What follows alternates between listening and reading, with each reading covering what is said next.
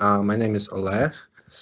I'm a data scientist from SoftServe, and I've been working here for the last 3 years. And during the span of my work here, we did a really cool project using Databricks that I would like to share with you today. Just give me a second. I'll set up my stopwatch not to get ahead of the limits of our time. And okay, we are good to start. So first, few words about our company, because I'm not the only data scientist who has been working on that project, and there are people that are still working on that. And we have a pretty relatively big number of people, number of AI and ML experts in our team that can do projects in all kinds of different domains, as well as people from data engineering, IoT, who could also support and bring their role to this big, complex, interesting projects that we have. And as you can see, we are doing projects and we are solving problems in a lot of domains in different problems, from computer vision using big, deep neural networks to less complex classical statistical models. But we cover pretty much all of the modern and popular domains, from retail to supply chain, manufacturing, healthcare, economy, and other stuff. And today's topic or today's project falls into the energy sector, because we will be talking about coal, and also in logistics sector, because what we were trying to do, we're trying to optimize some of the logistics processes that are connected to coal delivery. And last but not least, our strategic alliances, our super cool partners, companies that help us actually to deliver tools and work that we have. And among them are Microsoft and NVIDIA, who are making this amazing conference. And you can't really overestimate those two companies in their role in data science, deep learning, and cloud computing. And I think that most of the people who are somehow connected or related to data science world, they've been using their tools more than once. So thank you, NVIDIA. Thank you, Microsoft, for delivering stuff that you do for those cool products that you improve as well. And we can use them. And yeah, a little bit more detailed view on what we do in SoftServe. As I said, we cover a lot of domains and we do very different problems. We solve very different tasks in those domains. And what you see here is not limiting, of course. It's just a snapshot of what our engineers can do.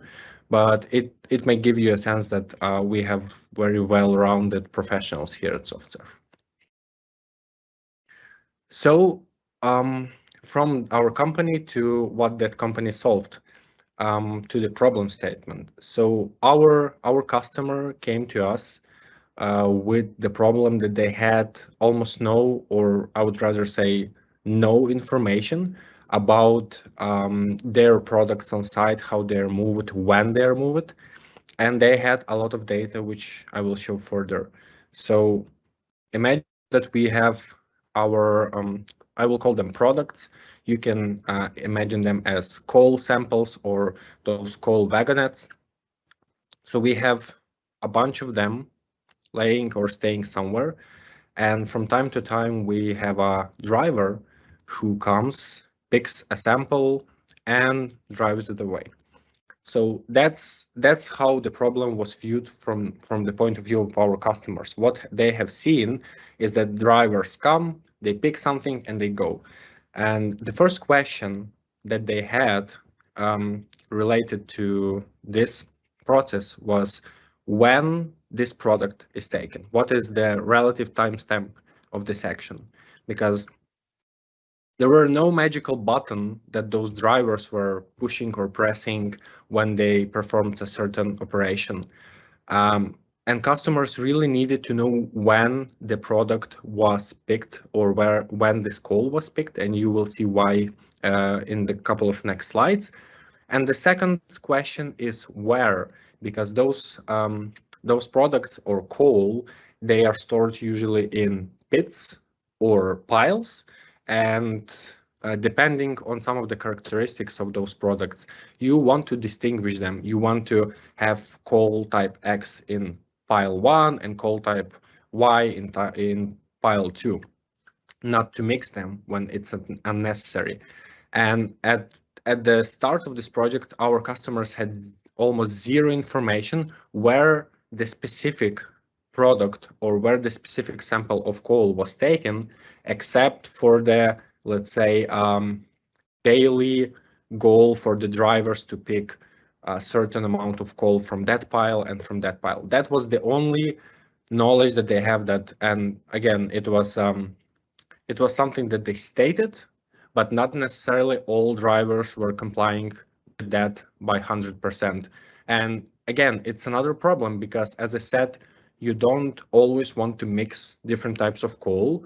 And if a driver got confused for some reason and picked coal from a different pile and mixed it, it can cause some small problems if it's once, and the problems may accumulate, and the mixing of coal may actually produce worse results when it will be delivered to the end customer. So there are a lot of things, a lot of processes that are connected on this pipeline. But two first main questions were when we take this call and where we take this call.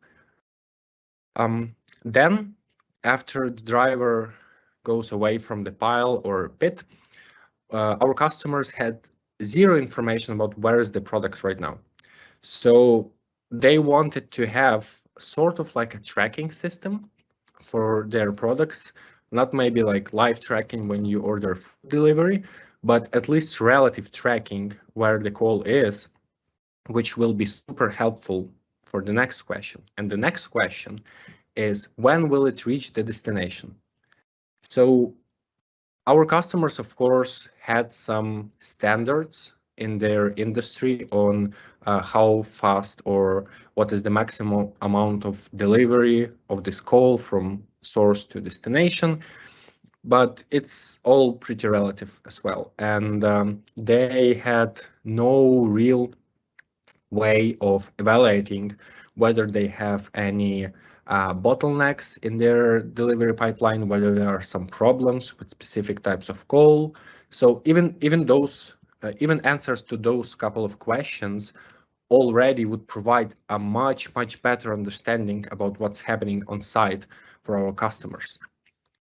So knowing when it will reach the destination or predicting when it can reach the destination was super necessary. And the last part, which is slightly different from what we discussed before that, is what are the properties of this exact call or product sample. The thing with this is that they have a lot of sensors that capture different physical and chemical properties of the products. And the way those sensors work, or at least the way they work with this specific project, is that they produce key value pair, which is the sensor ID and the observed value and the timestamp of that observation. And that's the only thing that we have, which is always constantly pushing to a database from different all kind of sensors. So there were no real way to connect a specific observation to a specific sample of coal that this observation was taken from. So just as a simple example, not to make it too complex, if the driver takes a sample of coal and drops it down on some sort of conveyor line, and there are different sensors who are constantly picking some observations and sending them to database.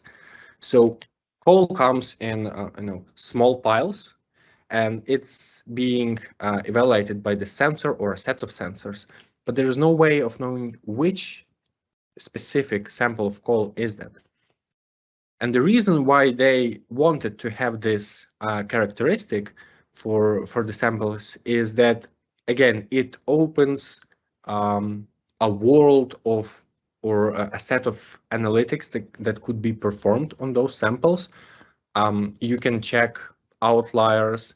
And based on that, you can make actions to omit those outliers, omit call mixing, and a lot of other stuff that is relative only to coal industry.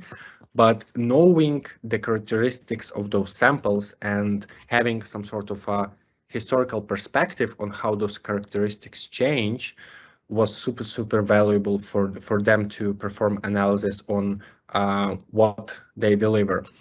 Of course, they had those kind of, let's say, characteristic experiments, which were performed by trained professionals on site, and it has a number of flaws. First of all, it's quite expensive. It's pretty time consuming because they were taking lab samples, doing different tests. So our customers were not good with this option on a regular basis. So they wanted to automate that, as everybody wants to automate everything. So two main problems that we stated for this project was product localization, answering questions when and where and all that stuff, and product characterization, giving those samples some meaningful characteristics that could be used to distinguish them, to perform analysis, all sorts of stuff. So we had a bunch of data sources of different data types, and what our customers wanted is to go from this to something like this. So they wanted a dashboard that would show them how those characteristics change over time, some mean characteristics right now, and of course this tracking of the products as they go on site was super requested feature. So this is what we were going to do.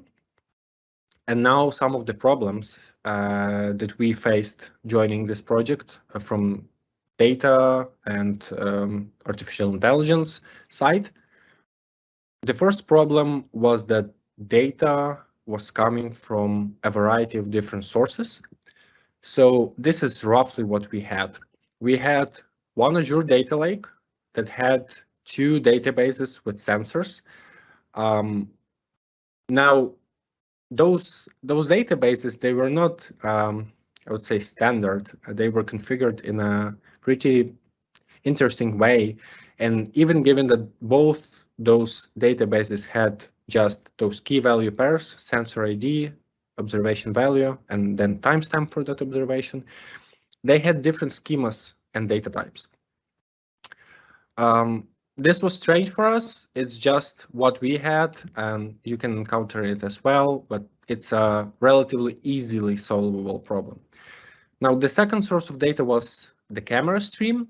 We had cameras on site, which were capturing different parts of site. Normally, those cameras were located around the source of the products, around those pits or piles, and near the destination. But there were also some cameras like scattered around the site. But we did not use those cameras for like object tracking. I'll describe it later, but we used only cameras near the sources of the call and near the destinations. And the last piece, or the last source of data that we had was GPS data from those vehicles that were doing all kinds of stuff on site, not only drivers who were taking call from A to B, but also all other vehicles. We used driver's GPS, and it was a high precision GPS with super frequent updates.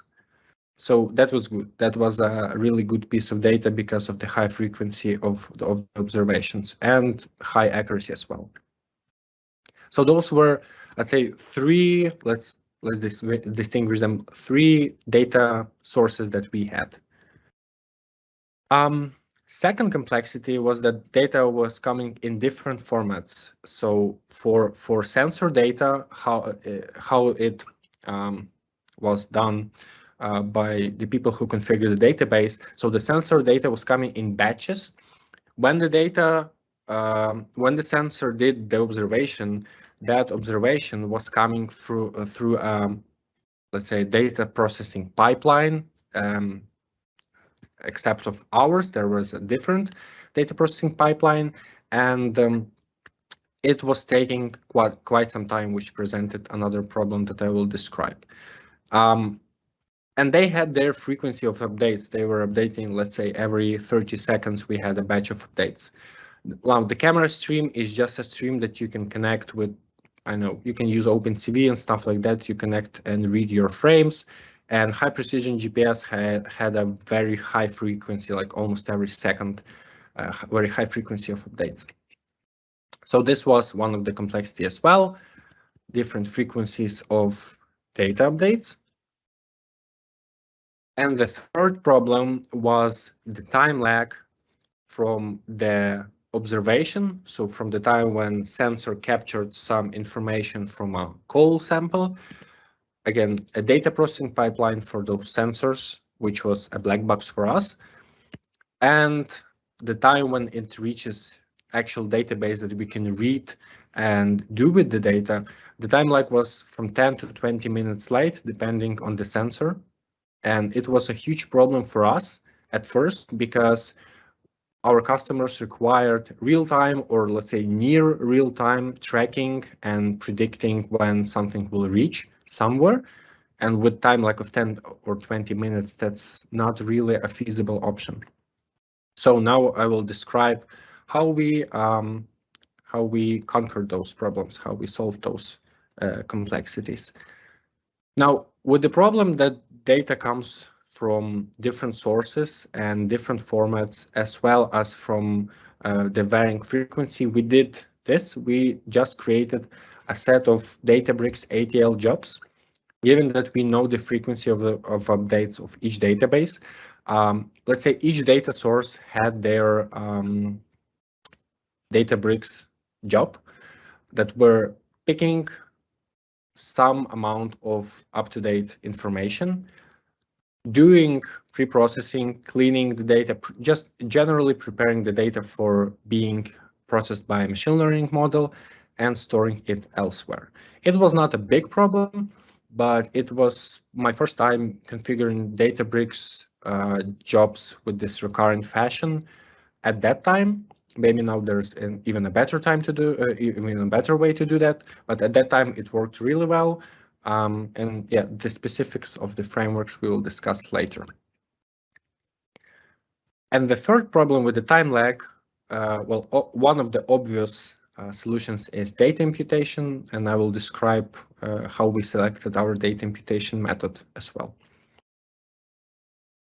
So after we performed all those ATL jobs, we have clean data from our, let's say, raw data, different formats and data types. We had an analytics job, which was solving two problems that we stated. So product localization, first step, and then product characterization, because we need the location to do the characterization.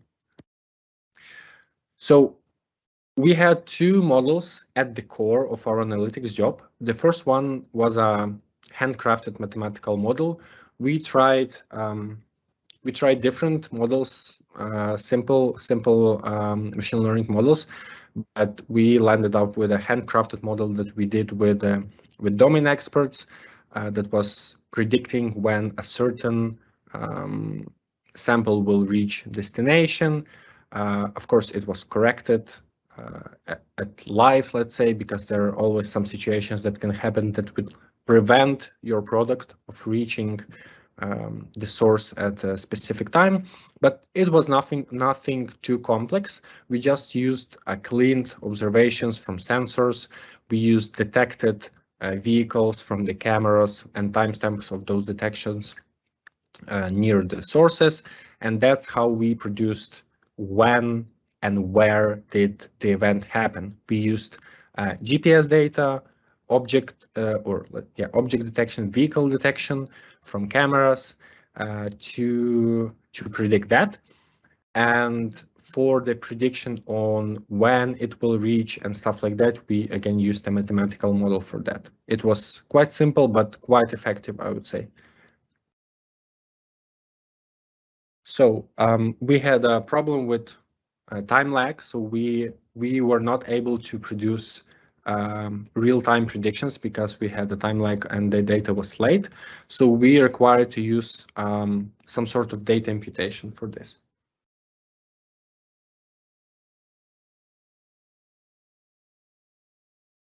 So we first tried some statistical methods like mean imputation, median imputation, just relatively simple methods. But they were ineffective and they were producing values that when in perspective you then compare them to real values that arrive late, they were not close enough. So the next step, since data from those sensors was time dependent, some sensors had quite a high frequency of updates, so we had pretty dense data vectors, some less dense, but still it has time dependency. So our idea was to use model that is good with time series data. So for that, we used RNNs, especially LSTM model, and we have used self-reinforcement approach in this case, which is quite tricky, and I will discuss that further. So self-reinforcement. I'm not sure if it's some sort of official name for this approach, but I remember that that's how we called this on the project when we did it. And the idea is the next. We have a set of input observations which are time dependent for your model, let's say a set of sensor observations of a fixed size. And you input that to your RNN model. We used LSTMs, but you can even try without neural networks. It's just neural networks work quite well in our case, but you can use classical models as well for time series of this stuff if the data is not too complex. And the neural network gave you a prediction, which is basically the expected value by this network of some sensor in the next time moment. And this was our first step of eliminating this time lag of X minutes. So basically, after that, you use this prediction and you just append it to the end of your input vector. Kinda, let's imagine that we have the next prediction that came. And important things here is that your oldest prediction, which is T1 in this case, goes away. Well, again, it's how we did it. You may preserve your older predictions. You may add new predictions as they come and inject this in this vector. But in the most simplistic version, you just remove all predictions and add predictions from the model to the end. And as I said, this approach is quite tricky and can become quite tricky because if you will do predictions only based on the model predictions for some time, at some point you can land in the situation when the model will do predictions only based on its own predictions. Now, depending on how good model you have, it may be a really nice ways to go, but I am not sure if it's prone to overestimation. I think most of the models will perform this overestimation bias. And if the model is not good enough, it can be a catastrophe. So we call this overestimation bias by the model. And what we have found in the experiments that we did, it's not recommended to have this time delta or time lag in time steps bigger than the length of your input, because then the performance of the model tends to degrade. Well, maybe it's intuitive, but we have found that during our experiments, so the performance of the model was degrading the more we went into the future.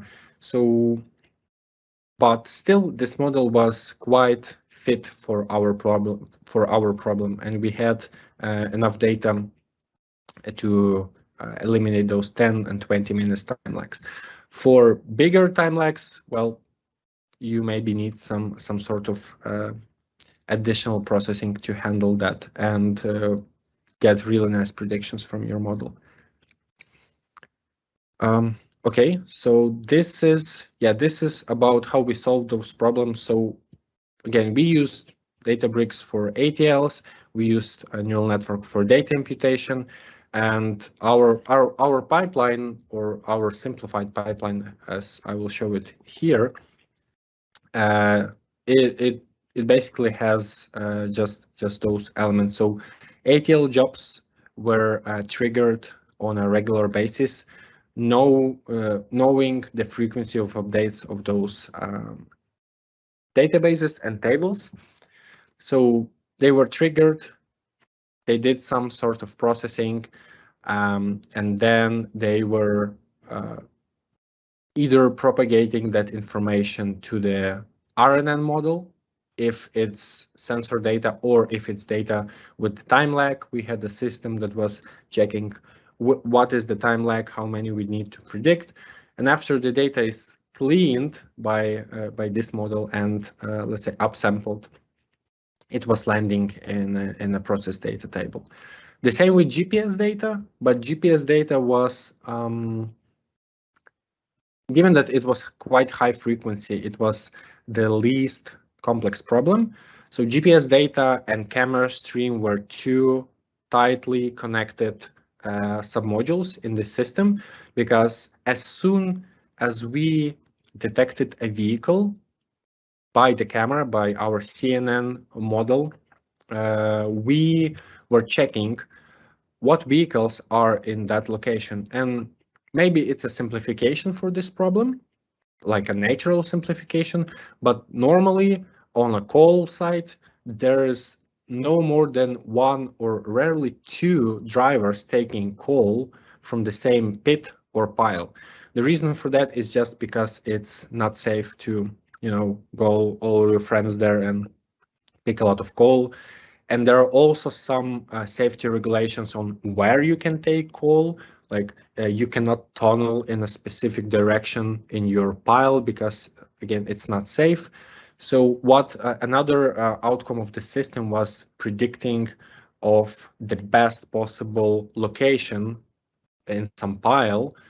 So if we have pile and the driver was taking from this side all day, then the next driver will have a recommendation to take from the other side, both for safety reasons and because we do not have any information about coal samples from that side. So maybe the other side of the pile has different characteristics than the coal, and the question then arises why it has those different characteristics.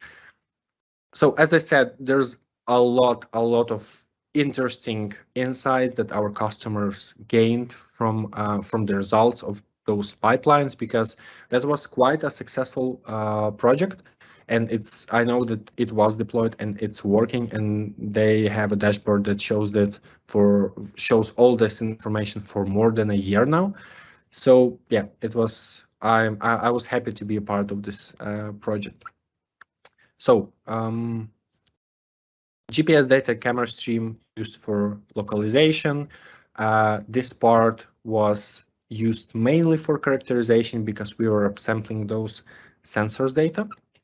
And after all this stuff was finished, it was landing in this, let's say, clean or process data table.